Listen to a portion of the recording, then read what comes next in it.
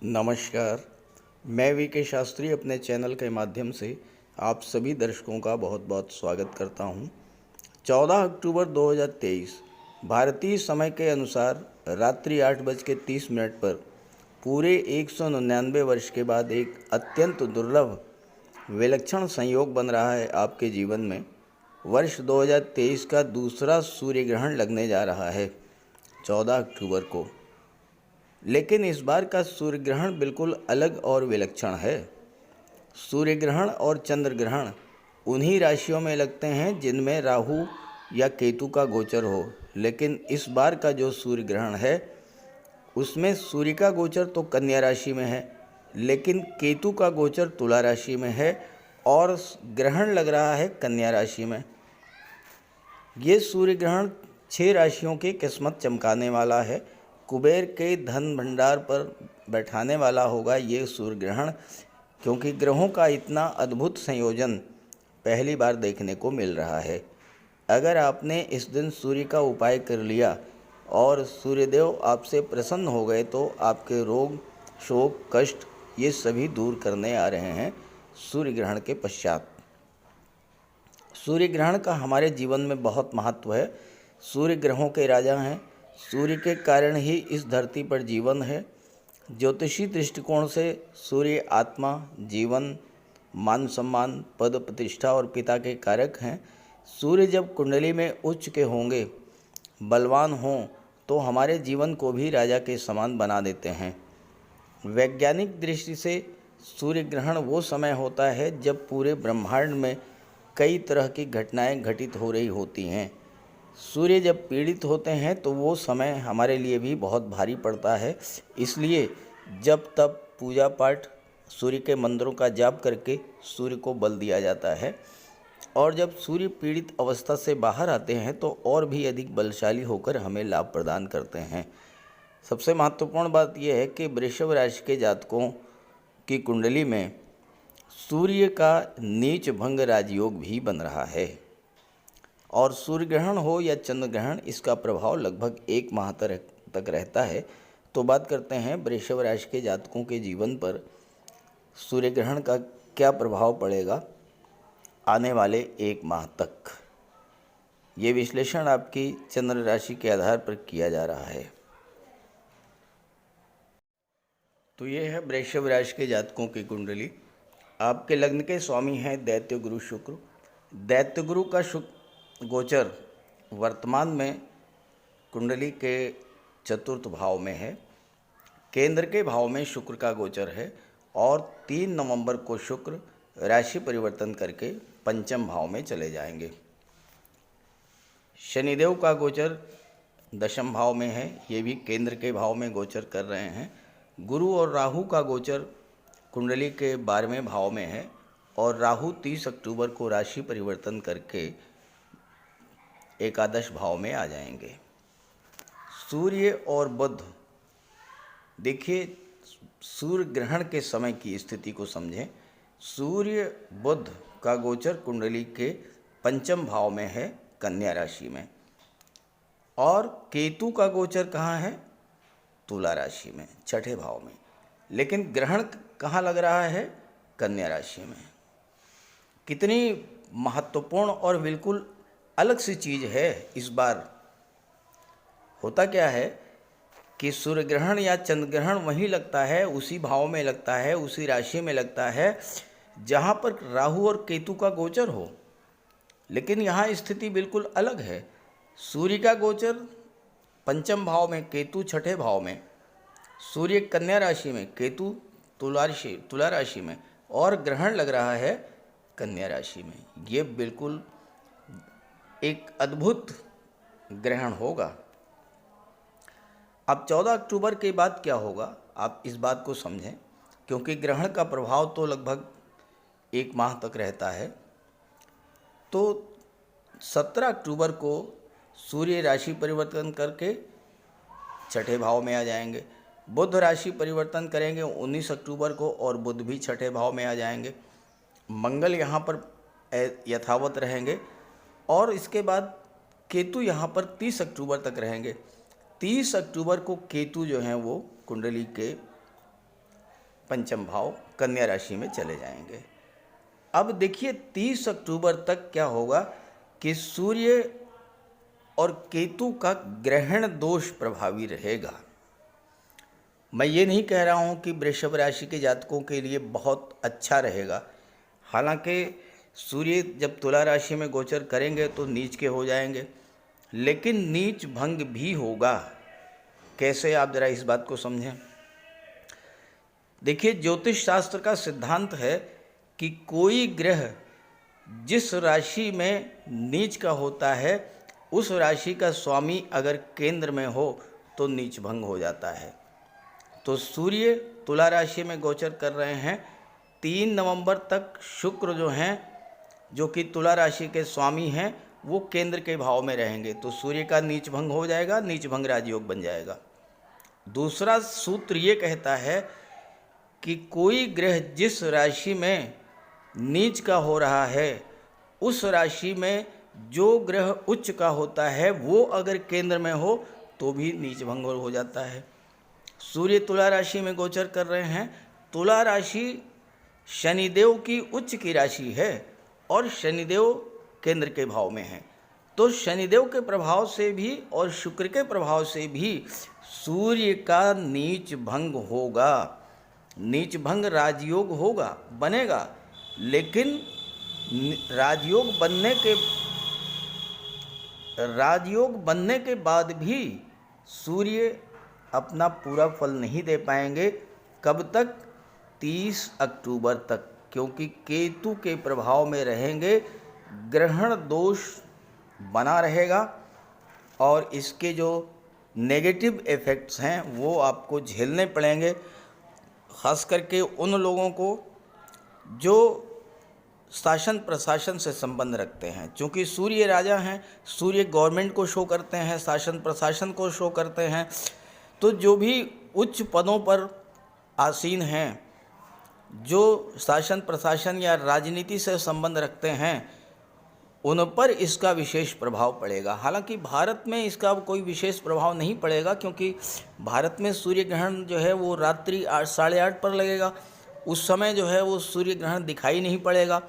विशेष प्रभाव इसका जो है अमेरिका, मध्य अमेरिका, उत्तरी अमेरिका, साउथ अमेरिका, ब्राज़ील, इस तरह के देशों पर इसका इफ़ेक्ट ज़्यादा पड़ेगा।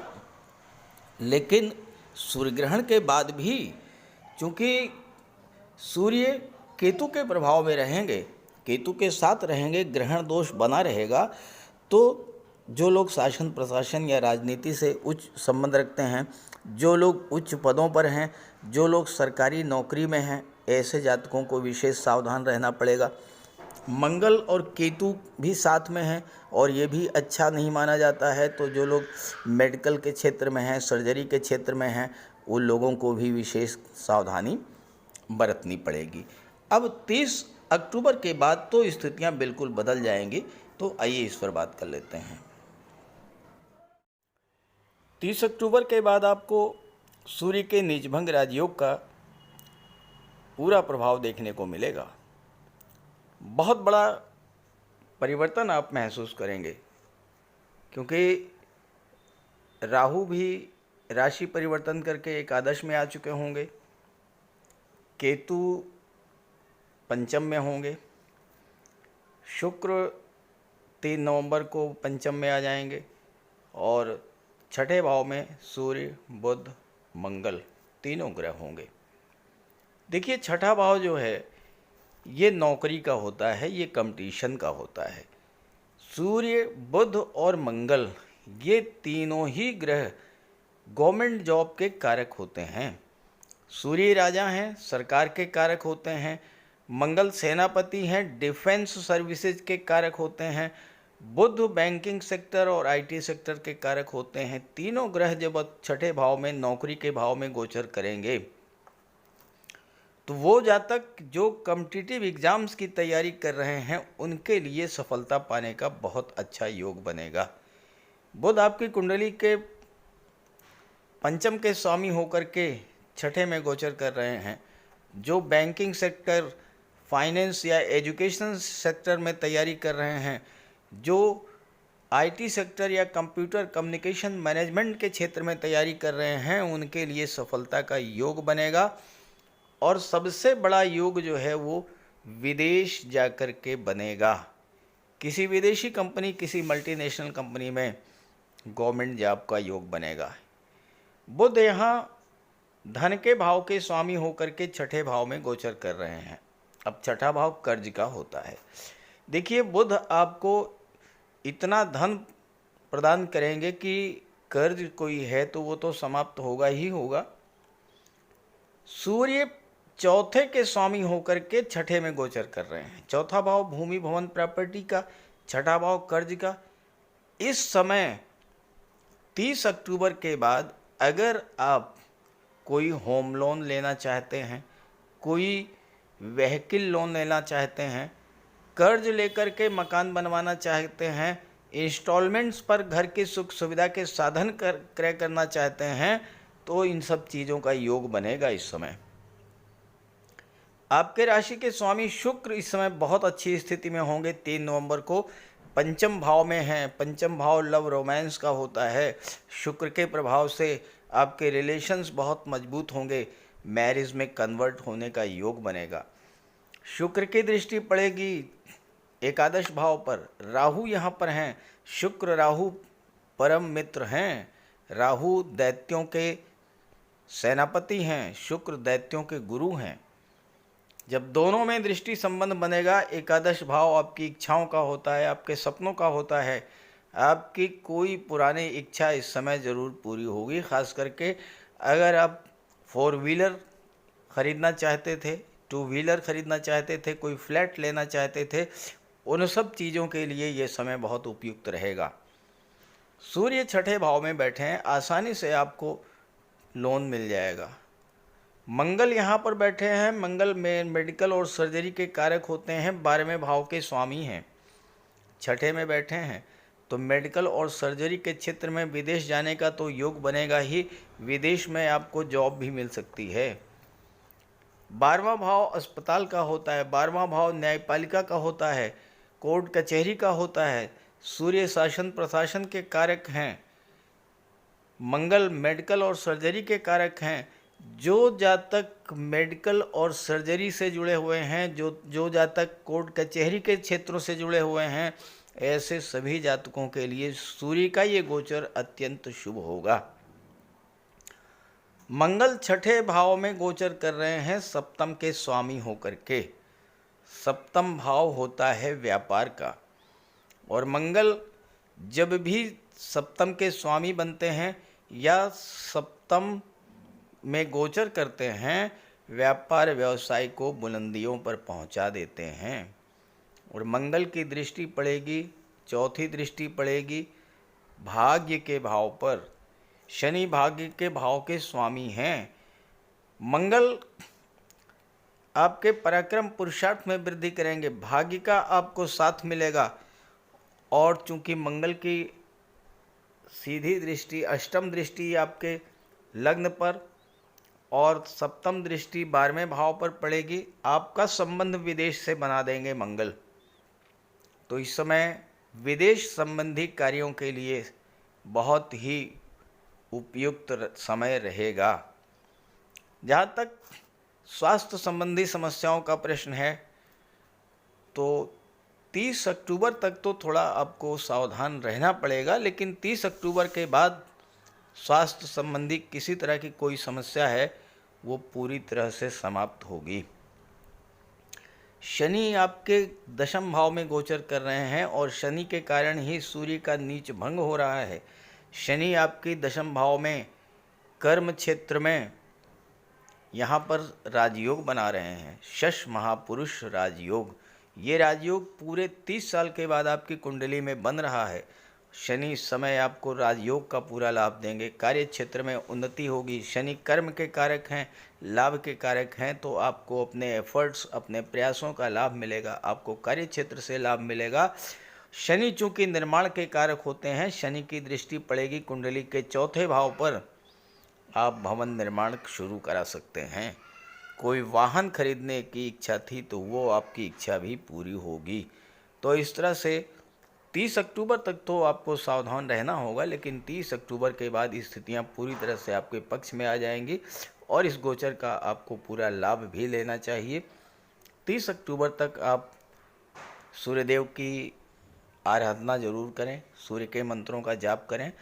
अब बात कर लेते हैं कि 14 अक्टूबर को सूर्य ग्रहण के दिन क्या क्या उपाय, क्या क्या सावधानियां आपको बरतनी होंगी। चलिए अब बात कर लेते हैं सूतक काल, उपाय और सावधानियों के बारे में। विश्व में जहाँ जहाँ पर सूर्य ग्रहण दिखाई पड़ेगा वहाँ पर प्रातः 8:30 बजे से सूतक काल मान्य होगा। जो शास्त्र सम्मत व्यवस्था है उसके अनुसार सूतक काल में ना तो भोजन बनाया जाता है, ना ही भोजन ग्रहण किया जाता है, यहाँ तक कि जल भी ग्रहण नहीं किया जाता। लेकिन आज के समय में ये व्यावहारिक नहीं है। ख़ास करके जो बच्चे हैं, वृद्ध हैं, गर्भवती महिलाएं हैं, उनके लिए तो जल ग्रहण करना, भोजन ग्रहण करना ज़रूरी होगा।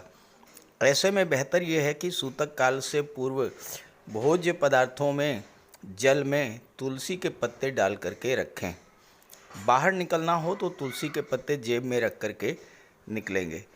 जहाँ तक सूर्य ग्रहण की बात है, सूर्य ग्रहण तो रात्रि 8-8:30 बजे के बाद शुरू होगा, तो बेहतर ये है कि 8:30 से पहले ही भोजन बना लें, ग्रहण कर लें। और अगर बाद में भोजन ग्रहण करना है तो तुलसी के पत्ते डाल करके रख दें और उसके बाद ग्रहण करें। हाँ, ये ज़रूर करें कि सूतक काल और ग्रहण के दौरान देवी देवताओं की मूर्ति को स्पर्श न करें, बाल नाखून न काटें और सूर्य देव के मंत्रों का जाप करते रहें। गायत्री मंत्र, आदित्य हृदय स्तोत्र का पाठ करें। मंदिर के कपाट बंद कर दें।